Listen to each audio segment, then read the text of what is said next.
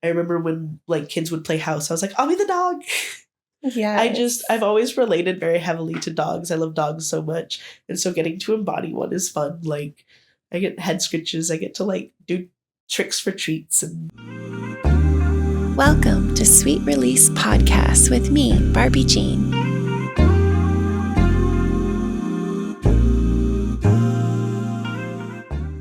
Hi, sweets. Welcome back to Sweet Release. I'm Barbie Jean, your host, and today I have Roxxii here with me.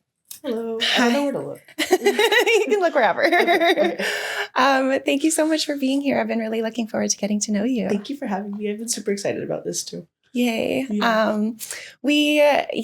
You have had a struggle with like self-love, and you've definitely have a lot to share about that journey. Yeah, definitely. And you also have a lot of self-discovery that you've done and lots of really unique kinks that I'm personally interested in exploring. So I'm excited to just kind of dive into that. But first, could you open up a little bit about like what your journey's been like with self-love and kind of, share a little bit about that with us to start. So I don't really know like where to start on that, but I've been a very like insecure introverted person for a very long time, and I would really say honestly these last few years specifically, I've definitely like kind of discovered like how to love myself more, and I think honestly a really big contributing factor to it has been the kink community. It has helped me a lot, like finding myself and the friends that I've made and the people I've met in the community. I think I've met all of my partners through kink avenues some way or another, and I'm very, very grateful and fortunate for the partners I have in my life, and and a lot of my self-love journey has also been attributed to like my mental and physical health. And I mentioned to you that I had I think 2 years ago now I had a gastric sleeve surgery because I was almost like 400 pounds, and I had a lot of health issues that attributed to my weight and like made me gain weight, and my weight was like affecting my health issues too. And that whole surgery like really changed like my perspective on life. And then also I had a hysterectomy recently, and that's also been like a really big stepping stone for me. It's really, really, really helped me like kind of reclaim my body in a way.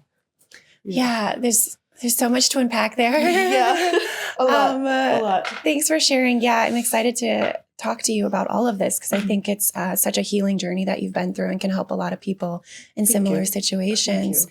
Could you explain what the gastric sleeve surgery is and how that like changed your life? So the gastric sleeve surgery, they basically like cut open your stomach. There's a couple different kinds. I had the gastric sleeve, but there's also like the bypass and the duodenal switch.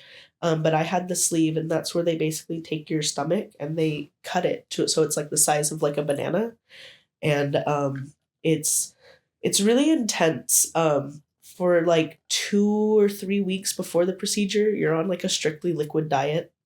And same thing for the first week or two after the surgery, you're on a strictly liquid diet. And then you like are slowly relearning how to eat food and how to digest food. And it was very hard because I also had a very unhealthy relationship with food. But it's really, really helped me like learn how to eat intuitively. It honestly has repaired my relationship with food a lot. I know that a lot of people don't have that same sentiment, but that's been very helpful for me. I've lost like 180 pounds in the last 2 years. Wow, good for you. Thank you. That I feel like it makes you, like you said, it's kind of like becoming more aware of what you're eating and kind of changes your relationship with it. I agree. And something that I always try to stress to people is I didn't get the surgery because I was fat. I think a very big part of my self-love journey before the surgery was learning how to love myself in my body and like learn how to a very hard thing that I had to learn was to be grateful for my body for what it does for me. I didn't have to necessarily love what I saw in the mirror, but I learned how to be grateful for my body first. That's such good advice. I feel like being grateful is like step one to self-love. I agree. I think that's always what I tell people. Like, you're not going to love yourself overnight, but you got to learn how to respect yourself and treat yourself with kindness. And then I think the self-love follows. Did you, I've mentioned a lot when people are on that self-love journey talking like about affirmations and kind of reframing that negative self-talk. Is that something that worked for you, or do you have any tools that helped? Yeah, definitely. Something I did for a while is I really tried hard to find something I liked about myself every day to compliment myself on in like the mirror. Your hair is amazing. Yeah. That was actually something that really affected me, the surgery, because you don't get proper nutrients afterwards. You're supposed to be on vitamins for the rest of your life. And with the rapid weight loss that happens after the surgery, I actually lost like so much hair. I lost like half of my hair, and I was so scared I was going to lose all of it, but part of the journey, yes. I guess. Yeah. Wow. Yes, definitely. There's so many, I feel like there's such a diverse now people that there are more like overweight people as models now. And I feel like it is kind of shifting the way we view our bodies. Have you sensed that in a way with like the media? Definitely. I do think so. A perspective that a lot of people seem to have on having like the gastric sleeve surgery is that it's the easy way out. And I very heavily disagree with that. I think it's such an intense body modification, and it definitely was not easy. Like I was in a lot of pain for a very long time, and there's still like a lot of things I can't do, and like things that I have to be like mindful of. Like I can't drink too much water too fast; it'll make me nauseous, and like there's certain foods that just don't sit well in my stomach anymore. I'm very fortunate, and I don't have a lot of the same effects that a lot of people have. Like there's a lot of people who can't even eat like sugar or anything without getting sick, and I'm fortunate that I don't have that. But some people say it's a good thing, because then they're like, well, I can't eat the candy now. Yeah, like I guess it's a little silver lining. Yeah. What about the hysterectomy? What made you?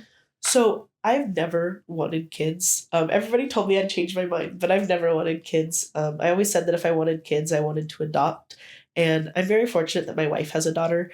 And so I'm a stepmom, and I love being a part-time mom. But I also had a lot of chronic pain and issues around my period. And so that's what gave me like that's what qualified me to be able to get the surgery. And so my OBGYN was like, well, if you don't want kids, we just take it out. And that I'm sure was a healing. Yes. Oh my God, like two invasive surgeries. Yeah, they were both laparoscopic. So I have like a bunch of little scars on my stomach from like the surgeries. But I love them. I love my little scars. I love my little scars. Yeah, they make you unique and beautiful in your own way. Thank you. Yeah. It's good to embrace that part of you. Yeah. And then I actually argued with my surgeon because I wanted to keep my uterus. Like I wanted to keep it as a specimen, and they were like, no, we have to send it to the pathology lab for testing. And so I actually wrote a whole letter claiming or asking for a religious exemption. And I never specified my religion. I'm a Satanist. And so something that's very important to me in Satanism is bodily autonomy. But I didn't want to write in my letter that I'm a Satanist and have them like, judge. Yeah. So I expressed that the importance of bodily autonomy for me, and that I didn't want to give up this part of my femininity. And like I said that I don't want to be buried without my uterus, and so they were able to make that exemption for me. No way. Yes. So you have it? Yes, I have it in a little jar I have an altar at home. I have it on my altar. They actually gave me my uterus with my IUD too. Oh my God, so you can see it? Yes. Whoa. Yeah. That's awesome. Yeah. That's a good place to put it. Is that where you say what you're grateful for, the altar? I definitely, when I'm going through like a hard time or a rough time, I definitely light my candles, or like if I feel I need like a little extra help from like any of the gods that I worship or work with, I definitely I'll give them, I'll put something on my altar. Like it's so cluttered right now. I have such random shit up there, but like I like to joke that sometimes things just feel like they belong up there, and I'm like, oh well, somebody wants this, I guess, and I put it up there. Like I have a bunch of like those little squishy toys, and I remember like one time they kept ending up there, and I don't just casually put things on my altar. I specifically don't put things up there because that's like the space for my gods. It's not my space to put things down, and I kept finding it up there, and I'm like, I guess it has to be. Yeah, it's meant to be. It has to stay here now. Has somebody a mind of its own. Yeah. Did your relationship with yourself and your partner's shift like after these surgeries? Like, was there a Um, journey, like I kind of getting definitely back into have your body? noticed a shift since my gastric sleeve surgery. I've definitely noticed, I think that some of my partners also struggle with like self love and seeing me, I guess, blossom after the surgery. And a lot of my health issues got kind of not necessarily reversed, but they're a lot more under control and I'm a lot healthier and everything. I think that some of my partners struggle with it because, like, obviously they're happy for me, but also, you know, they have a little bit of FOMO. And, like, one of my partners specifically, something we related on and related to a lot together is that we were both plus sized and we both had a lot of the same struggles.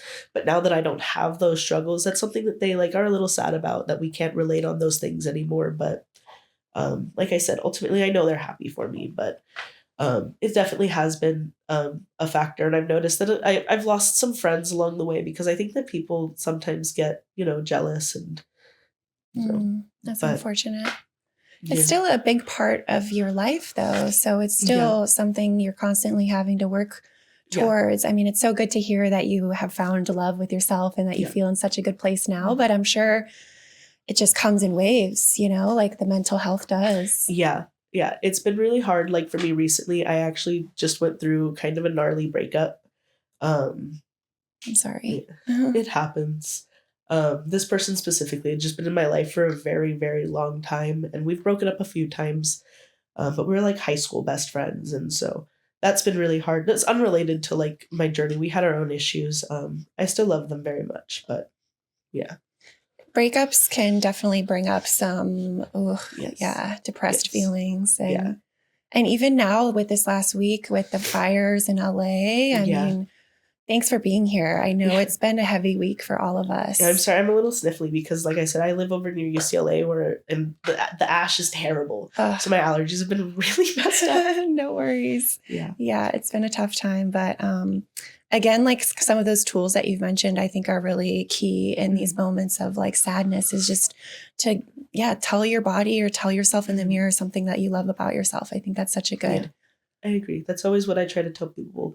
I think that that's the best place to start. Just be nice to yourself wherever you can be. Like, if you Mhm. don't have anything nice to say about your appearance, like I said, being grateful for my body for what it does for me was very important. Like when I couldn't find anything in the mirror that I wanted to compliment myself on, I thanked my body for, you know, giving me a good night's rest or, you know, Mhm. whatever, whatever. Being able to walk to the Yeah, bathroom or whatever it exactly. is, something Exactly. simple. Yeah. Because I think that's something I also, a lot of people take for granted, like some of the normal things that you can do, some people just like can't do. Like, Mhm. um, for when I was at my biggest weight, it was very hard for me to like pick up my shoes and put them on and tie them. And I think that people really take for granted some of the things that you can do in your body, like when you don't have these like ailments and issues. I've definitely known because I've always been a bigger person. Like it wasn't something that happened overnight. I've always been a big girl. And since I've lost weight, I'm like, oh my God, I can move like this. I can bend this way. Like and I think it's just something that a lot of people take for granted. Yeah, it's a good reminder what your Yeah. body can do. Yeah. Special. Yeah. Well, let's get into kind of the kinky world if you're Yes. comfortable. Yes, absolutely. Swaying topics. But I mean, it's all under the same umbrella, I feel like, of self love, like you said, and self discovery and kind I of agree. healing. I agree. So pet play, primal play, like those are some of the main ones. I think Yes. age play. Yes. How did you, I guess maybe which one did you tap into first? Did it all come at once? And how did you find?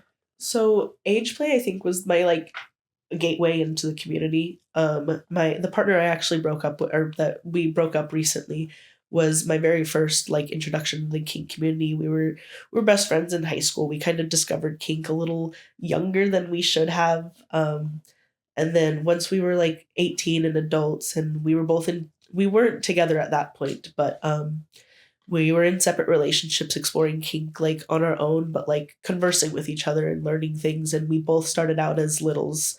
And that was, yeah, I think that was my entry into the community. And then when you started dating, was it just like so exciting to explore that together? Yes. So my spouse, I've been with them for 7 years. I think they're the only one of my partners I haven't met through the kink community.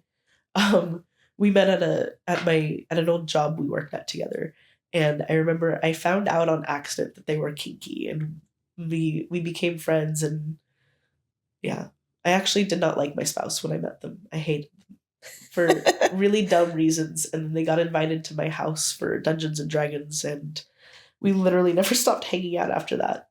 Um, I'm sorry, I derailed from the topic. No, that's okay. I forgot what the question was.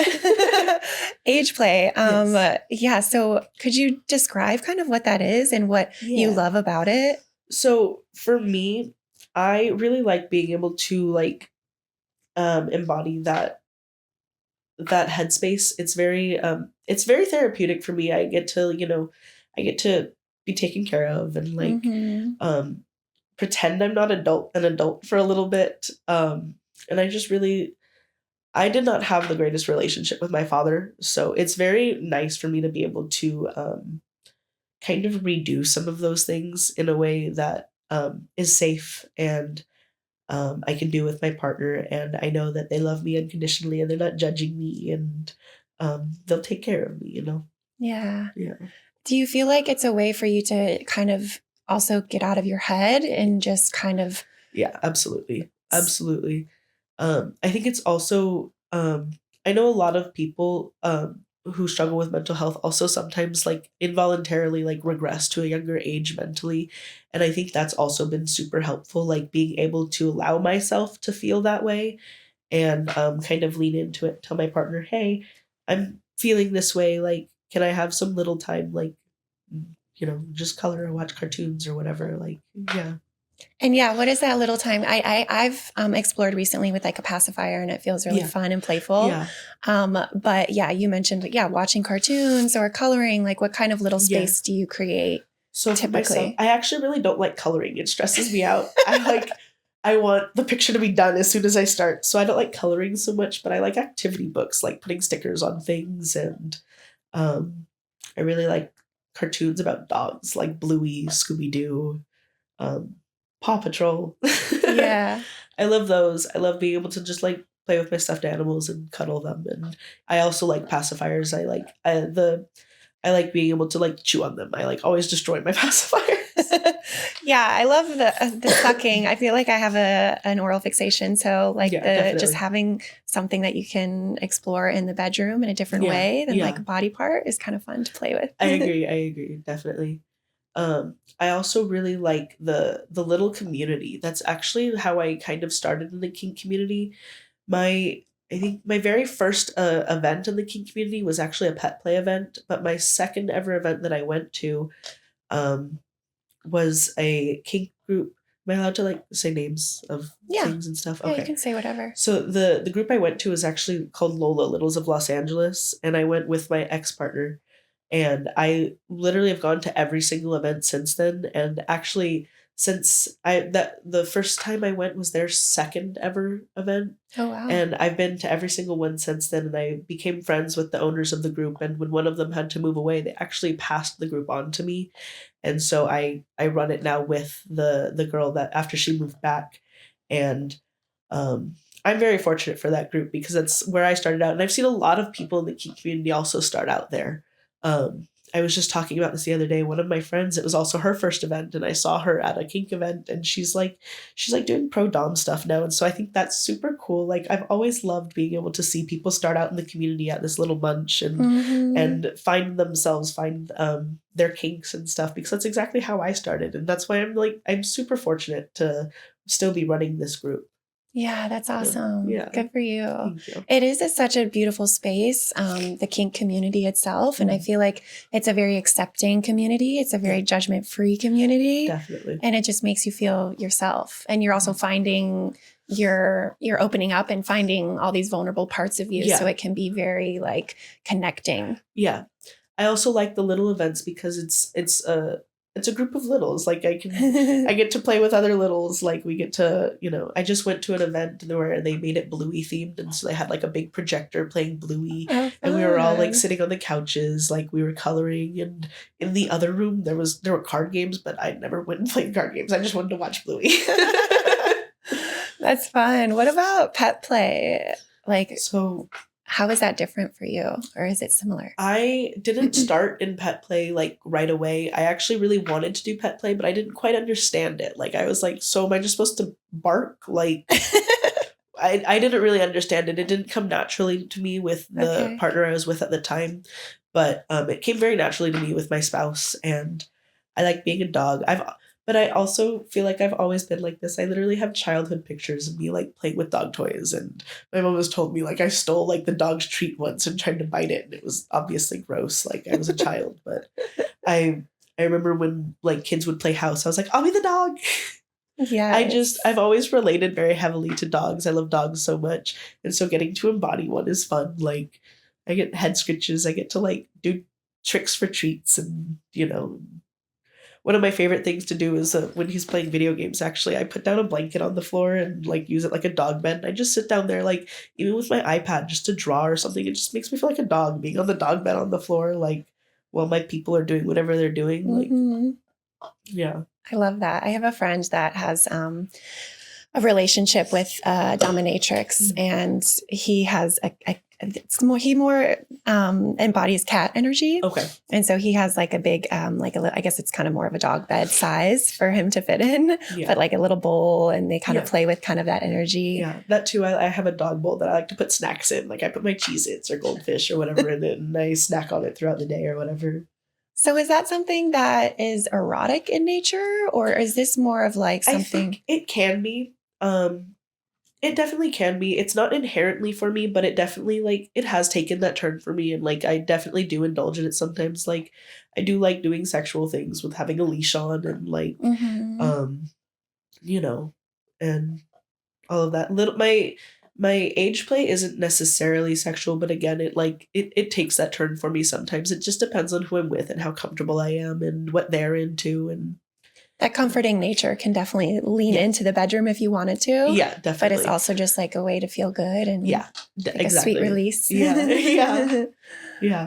So puppy energy. I think that's your Instagram, right? A little puppy. Yeah. Like I said, even outside of kink, I say I'm a dog. I'm literally a dog. Like I feel like I embody dog energy. I love that. Thank you. It is something like, I guess, more primal play kind of, but it's similar, pup play or pet play. Yeah. I guess maybe that has a little bit more of a dom and sub like DS relationship to it. Yeah. But it is something I've always been curious about exploring. Yeah. There's times when I feel like I like to be kind of crawling around like a cat, but it's not something I've ever tapped into. Do you have any like advice for people if they want to explore these things? Like where to start? That's kind of a tough one to answer because I didn't really know where to start myself. Like I said, it kind of just ended up happening. I would say, honestly, whatever animal you feel like you relate to the most, I kind of just watch the behavior of those animals. Like, I definitely, like, my dog likes to hit people with his paw. And after we adopted him, I definitely noticed that I started doing that. Like, I'd go, like, put my arm on my spouse like my dog does to me. And they're like, what do you want? But yeah, I think, honestly, just, like, kind of studying the animal that you feel like you embody the most and just cringe isn't real. Just do it. Bark, meow, like do what you want to do. Like if it makes you feel good, do it. That is my motto. That's for damn sure. If it makes you feel good, lean into it. Yeah, exactly. So do you feel like that's been kind of something you've leaned into too, going through this self-love journey and like helping you? Definitely. I definitely think so. There's actually this event that they do every year where it's like a human pet show. And that's one of my favorite events. Like it's really fun. And something I really enjoy about pet play specifically is I don't feel necessarily it inherently has to be a power exchange. So like my partner, my master, they're also a pet. And so at the pet show, like they were my handler at the show, like they did all the things for me, but then I was also their handler because I don't necessarily need to be a dom to own a dog. Like I can still be a little like with their dog or a dog with another dog. Like it doesn't necessarily have to be a dom and something. And that's something I really enjoy about pet play. Yeah, that's good to illuminate, because I do think that even when I think of it, it does seem like this power exchange. Yeah, it definitely can be. And it's definitely fun to like have that like owner and pet dynamic, but it doesn't inherently have to be. And that's a dynamic I have with a lot of my partners. Like I identify as like their owner, but I'm not a dom by any means. But like I definitely like one of my partners is they have a couple different pet spaces, but I think their main one is like a pig space, and that's super fun. My ex was a fox, my spouse is a wolf. Like it's really fun like seeing people embody these other animals. Well, I feel like a lot of us, like there's, your signs, of course, but there's also these like animals that they say that you're most like or whatever. So it is kind of a fun way to express yourself. Yeah. And I'm always talking about playful energy and how incredible that is for relationships and creating long lasting relationships. So if you're just able to like be a little bit more playful and do something unique in the bedroom, like it makes you connect and learn more about each other. And I definitely agree with that. I'm really like shy about some of my kinks, and so it's definitely like a really good bonding experience being able to talk to my partners about kinks and stuff. And I actually just had a conversation this morning with somebody that I'm in the talking stages with, and I was like, "Hey, I haven't asked you, are you into age play? If you're not, it's valid, but like, are you?" And he's like, "I've never really explored it, but like, I see your little stuff. I think it's cute." And I'm like, "Okay." Yay. Yeah, so like it's a really good way to be vulnerable, I think, being able to be open and talk to people about it. And like obviously if they have judgments about it, then that's you're an early red flag that you can catch. Yeah, there's I have been trying for a while to get more age play. I did like kind of a DDLG educational episode like almost a year ago, and so many people were like, "Oh my God, thank you. Like this space isn't talked about enough." And so I agree. Yeah, there's a lot of judgment too, I was admittedly a little afraid to talk about it because like I told my situationship, I was like, I'm really shy about it because I know that the people who like it. The people who don't really don't. And it's valid, but like I wish that people were a little bit more open about it. They like were able to put their own biases aside and just be able to like, respect.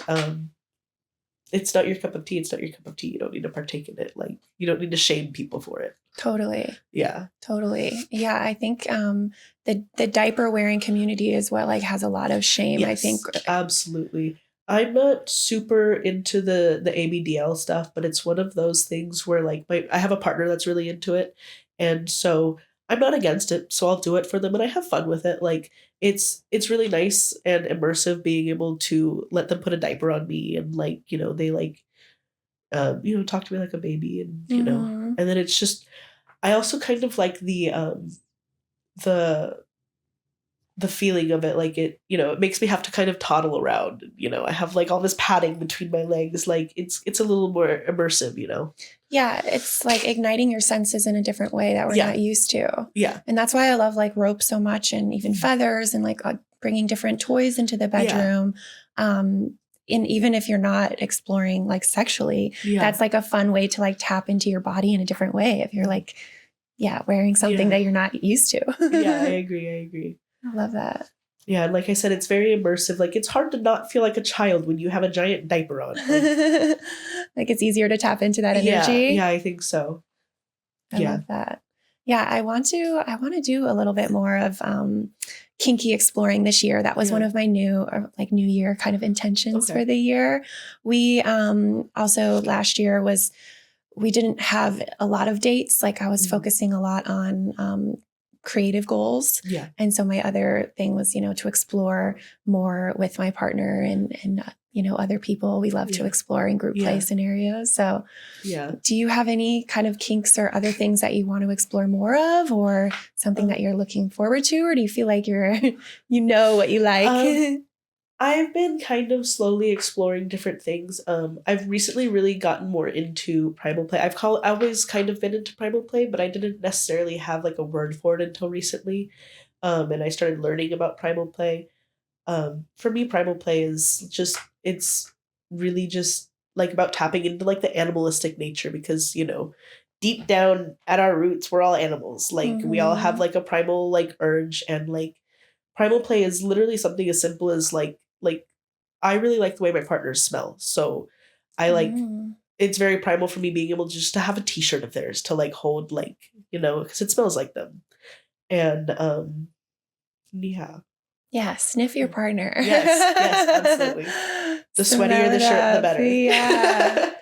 I feel like that was such a telltale sign too. Meeting my partner too was just like loving the way that he smells, like in all of his forms. Yes. I think that's really sexy. I had a guest recently who, she felt like she had this like armpit fetish. Like she was just like super into like the smell and like dirty armpits. I was like, fuck yeah, I get it. Yeah, I'm recently kind of learning that I totally have a hand fetish. I didn't realize it for a while.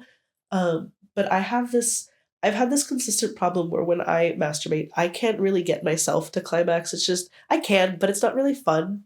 I don't really get a lot of pleasure out of it. And I've kind of discovered recently that it's because there's no hands touching me. Like, it's really easy for me to reach climax and have fun with partners because it's kind of hard to have sex without their hands being on you. And so I'm definitely trying to just explore that a little bit more and lean into that because, like, I like hands. Hands are cool. Yeah, wow, that's cool. How did you figure that out? Were you just like having these thoughts with yourself? I feel like that'd be I noticed that, like, I always try to keep my hands manicured. Like, I get really insecure when my hands don't look nice. And then I noticed that I'm always paying attention to people's hands. Yeah. And so, I don't know, one day it just kind of clicked with me. I was like, I think I have a hand kink. And then I was realizing that it might be more of a fetish than a kink. Like, I'm really attracted to hands. One of the things I really like is I like how hands like feel. Like, I always say that you can blindfold me and my partners can touch me and I feel like I can tell exactly who it is just by their hands. Oh, that's really neat. I love that. We haven't tried, but I feel like I could. I think everybody's hands are so unique. Like, yeah. And again, it's like having that central connection with your partner, having that like touch. Yeah. I feel like it makes sense. Yeah. Yeah. Why, but it does sound like something that maybe you need. Yeah. Yeah. So I would like to try to start like exploring, like using with the intention of using hands like as the forefront of like what we're doing instead of them just existing and being there. Like, I want to, like, you know, explore like being touched in different ways or like, you know, involving hands more. Yeah, I love that. That's such a good idea. Yeah. Thank you. That's cool. Do you have your nails painted? Yes, manicured, but I'm lost too, so like don't look at this hand. But yes, I always get the same polish. My nail salon actually stopped carrying it, and so I bought my own, and I bring it every time because this is my polish. This is what my hands are meant to look like. I love it. Yeah, I always like to have manicured hands too. Yeah. I think we started exploring more photography, erotic photography, because my partner is a photographer and many other creative things. But when we started dating, I really loved him taking pictures of me. Yeah. And I feel like taking some of those erotic pictures when my hands aren't done, I'm just like, oh my God, they look so much better when they're colorful. I've definitely had that. My spouse is also a photographer and I really like taking like, you know, boudoir photography with them and stuff. And there's been a few times they take pictures and I'm like, can you Photoshop nails on my hands? Like, my hands look so stumpy and weird. Like, I need nails. Or if I'm missing a nail, I'm like, can you fix that one finger? Like, it looks weird. Mm-hmm. It's easy to do nowadays. Yeah. I don't know that world too much, but... Yeah, me either. And have you always been a pink lover? Like, your hair is pink? You know, when I was a child, I actually hated pink. I was a blue girl, blue and red, but I don't know. In like 6th grade, my dad's girlfriend at the time was like, do you want to dye your hair? I have pink hair dye. And I was like, yeah, sure. And then after that, pink was my personality after that. I don't know. It looks good with your skin tone. It looks beautiful. Yeah. I used to dye my hair often. Pink, purple, blue, just like dip dye it in all these different colors to spice it up. But it was always like the washout kind. Yeah. Is yours permanent? Yes. Yeah. I've dyed it a couple different colors. I think I've done like purple tips. I did red hair. I did black hair. But I always come back to pink. For a couple of years, I had to have natural colored hair for a job, but it was so like not me. And I genuinely feel like in those few years, I felt very disconnected from myself because I didn't feel like myself. Like, and then as soon as I started dyeing my hair again, it was much easier for me to find something to compliment the mirror because I liked my hair. Yeah, and it's a way to express yourself and your Yeah. personality, and it does kind of make you feel. Yeah. I don't know. You seem like you're a very playful, obviously, person, Thank and tapping into that energy. That's just like an easy thing to Yeah. embody on your day to day. I think so. I think it also like it makes people look at me, and I think you can know my vibe just by looking at me. You know. Yeah. I noticed that about you too. When I found you, I was like, I think she would be a good guest to have on the pod. Thank you. I appreciate you. Do you have any other advice for people, kind of as we're wrapping up, just like ways to kind of go through this like journey of self-discovery and kind of tap into these new spaces? Do you have any advice of like? I think the best advice that somebody gave me once is, like I said, cringe is dead. Like, don't let people tell you you're being cringy. Like, so what? Why does it matter? Like, are you having fun? Are you hurting anybody? No? Okay. Then it doesn't matter. Like, I don't think you should be afraid of being judged. Like, if people are judging you, it's just because they're sad. Like, they don't know what makes them happy. Like, so they have to frown upon you. And I think it's very important to remember that. Like, if people are hating on you, you're obviously doing something right. Let them hate. Like, yeah, that's good advice. I think that's the best advice I was given, and it's stayed very true for me. I think I'm always, especially because like I run a couple of other events, and I've been in the community for a while, and so I'm always afraid of people like looking at me and judging me, and I always have to take a second and remind myself, if they judge me, like, that's just the trash taking itself out. Like I said, I was kind of afraid to talk to my situationship about age play, but I was like, if he's not into it, then I gotta nip this in the bud now. Like, if he's gonna be weird about it, like, but obviously he wasn't. He's cool. Like, yeah, could you ever date someone that isn't a kinky person? I do have one partner that is a vanilla partner, but that I did not think that was something I could do. Yeah. I have um I have my spouse, which is my master, and then I have my mommy dom. I don't date outside of my partner. I'm romantically monogamous, but I'll have sexual relations and kink dynamics with other people. But I have my master and my mommy dom, and then I don't really know what we are. We're kind of like, there's a guest here with us today. Yes. So we're kind of in the situationship stage where we're vetting. We're in the consideration stage. I think we're trying to figure out what we want. But it's definitely like a kink relationship in nature, and same thing with this other guy I'm talking to. I met him at a dungeon, like. But then I also have, like I said, my vanilla partner. He was my spouse's coworker, and we were supposed to go to a rave together. And he was like, can I admit something to you guys before we like go get this hotel together? And we're like, yeah, what's up? And he's like, so I actually like both of you. And it's so funny because I had a crush on him when I met him, and I was like, okay, he comes over to smoke all the time. I can't be crushing on my wife's coworker. He's very blatantly gay. Like, I can't be crushing on him. And then he admitted this, and I'm like, okay, well, I knew you liked my spouse, but like, you like girls? Like, you like me? Yeah. We were both kind of flabbergasted because my spouse is trans femme, so, but they weren't necessarily out at the time. So I was like, yeah, I can see you liking my spouse, but me? He was like, yes. And that's kind of how that happened. And I've taken him to a dungeon before, and like he knows about our kink lifestyle. And like whenever I get bruises or stuff from the dungeon, I like showing him. He's like, girl, you're crazy. But yeah, it's definitely not something I would. It's not something I ever would seek, but it happened, and I really, really, really value the relationship I have with him. He's really cool, and he actually moved like last year. But we still like maintain a relationship. I was actually just talking to him last night, and he was sending me nudes. Nudes are fun. Yes. Long distance, you need that. Yes, you need definitely. that.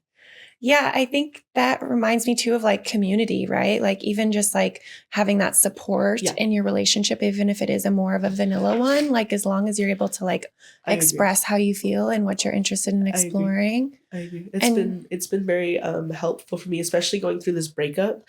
Like, it's really been helpful for me to be able to like consult the counsel and get different perspectives from different people who have obviously I feel like everybody's a little biased towards me because they're my partners, but like it's been very helpful to be able to like have such a close group of people that I can trust and know so much about me.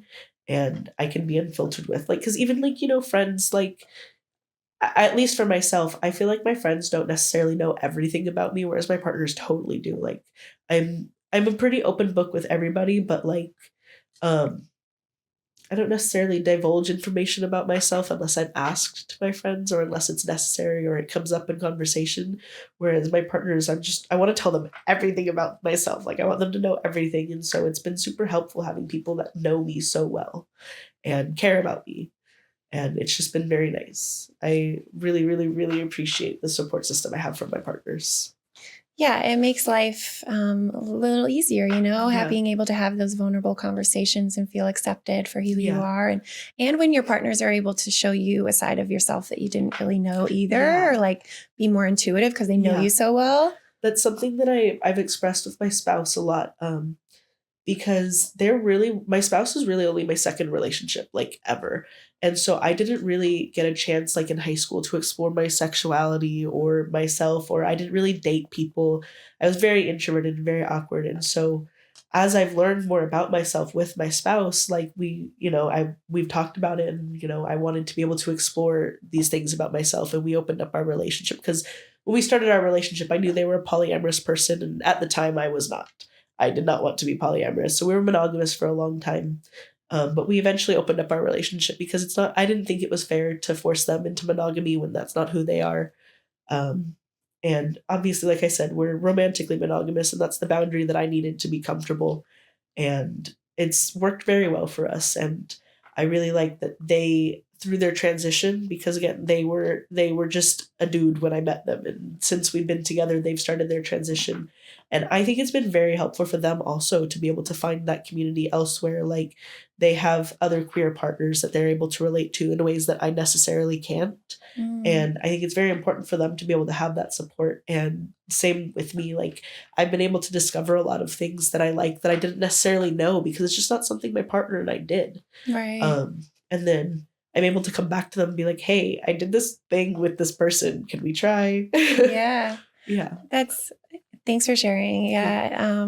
Yeah. That is kind of the key and the special part of having open relationships, especially if you started a relationship where you weren't like as you said, it was like your second relationship. Yeah. Like, I think I always try to say like, explore. And it's like, well, shit, but I've been in this marriage for so long. Like, how do we explore? Yeah. And it's like, you create boundaries, you figure out what feels good. Yeah. And yeah, maybe you open your relationship in a certain dynamic Yeah. or allow yourself to tap into these other little areas of Yeah. play. It definitely, like, it wasn't like a seamless transition either. Like, we definitely had some Never bumps is. on the road. Like, at first we opened our relationship like fully polyamorously, and we had like some romantic relationships, but they just really did not work out, and like it just wasn't right for us. And um I'm really happy with how our relationship is set up now.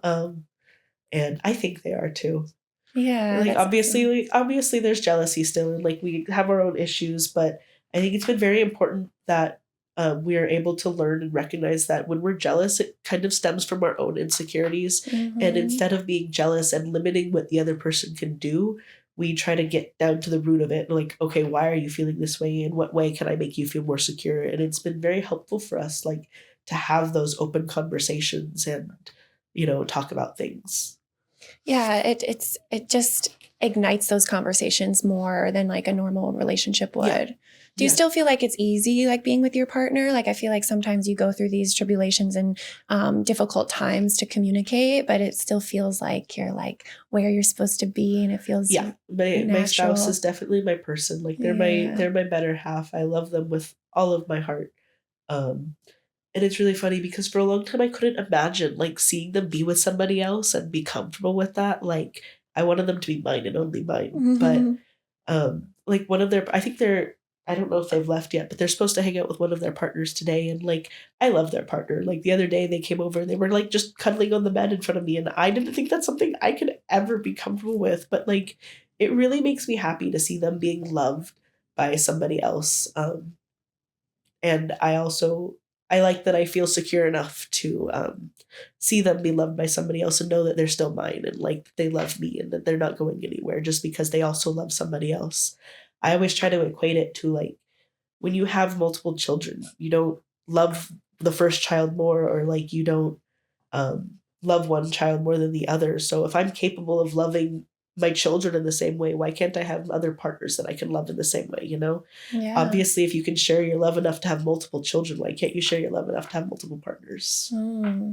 So you still do fall in love with these other partners, but like it's not as much of a romantic. Yeah. So like the boundaries we have set in place, like for me, I don't really want to, like I share a bed with my spouse. I don't necessarily want to share a bed with anybody else or share our finances or raise my stepchild with anybody else. In that way, we don't share each other in that way. But everything else, yeah, we totally like, I go on dates with people, like we have sexual relationships and kink dynamics. We just don't use, I honestly, we don't use the title boyfriend and girlfriend with other people, but that's really what it is. I just don't use it because in my opinion, boyfriend, if you're somebody's boyfriend or girlfriend, it means you're vetting for marriage. And that's not everybody's point of view, and that's fine. Like date however you want to date, but that's just what works for us. And I feel like when you put the girlfriend or boyfriend title on it, at least for me, things get a little the expectations change, and that's not necessarily what I want. And so that's something I talk about very heavily with people. Like I'm very transparent about what I am and am not comfortable with in having these other relationships. But yeah. Yeah, you figured out what works for you and you're like owning it. I love it. Thank you. Thank you. Well, I'd love to hear, maybe it was getting some of those nudes last night, but when was that last time you had that sweet release? This morning. Okay, love that. Yay. Are you comfortable sharing how, or were you exploring any kinks during or anything with my audience? I just got out of being sick, so I've been in kind of a funk, and I've been in like a really weird depressive episode, so I've been like feeling not super sexual lately.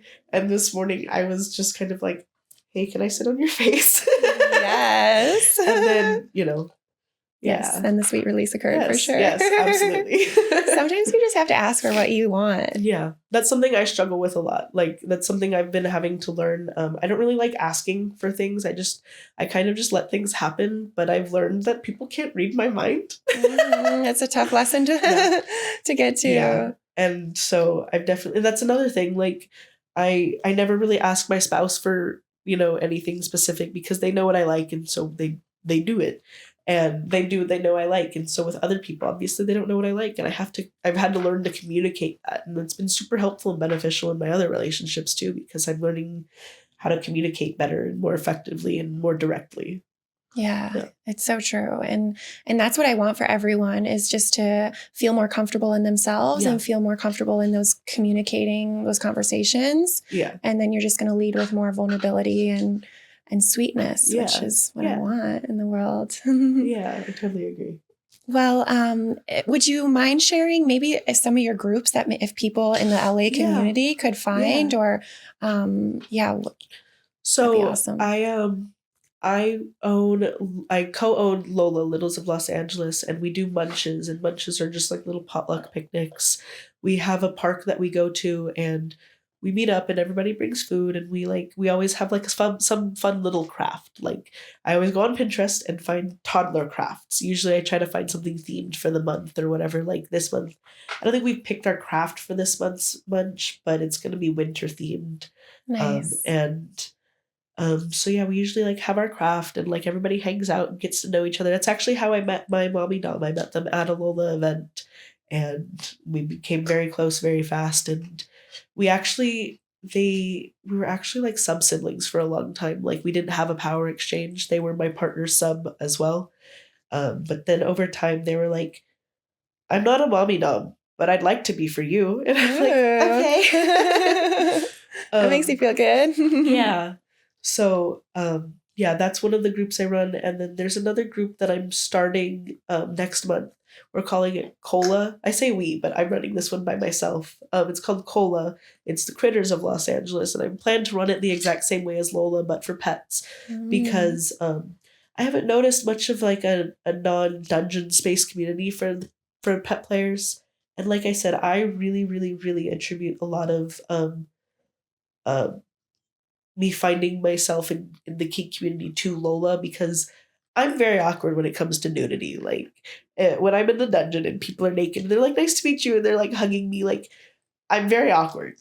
And like that's totally on me. That's not on them. Like I understand that that's the environment that I'm walking into, but it's just sometimes hard for me to make those connections in the dungeon because I'm a little awkward. I think that's probably pretty common. Yeah. And so, it's a very vanilla setting and, it's a very relaxed environment and it's not like there's not people getting their ass beat like right behind you. Like we're all just there with the similar interest in being little and doing crafts. And so I'm hoping to do that also with Cola and create a safe space for pet players to be able to come and meet other pet players and in a vanilla setting. Yeah, I love that. And good for you. I think it's just more of that needs to be in. I know we live in a city and I'm grateful for that, but it needs to be spread more across to the small cities too. But creating that here first is like the first step. I agree. I also really like the dungeon communities that are out here. I know that they all have their own drama.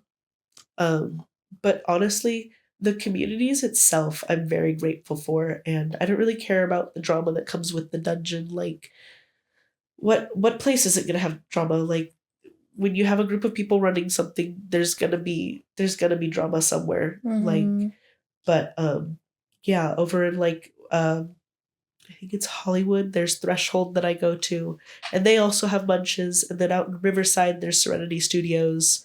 And just recently, I went over to Commerce to Nirvana Studios. Those are like three of my favorite dungeons. They're all really, really cool, really open, and very welcoming environments. Awesome. I think especially Serenity Studios. Like you walk in there, and like everybody is like a family in there. It's really cool. I really love it there.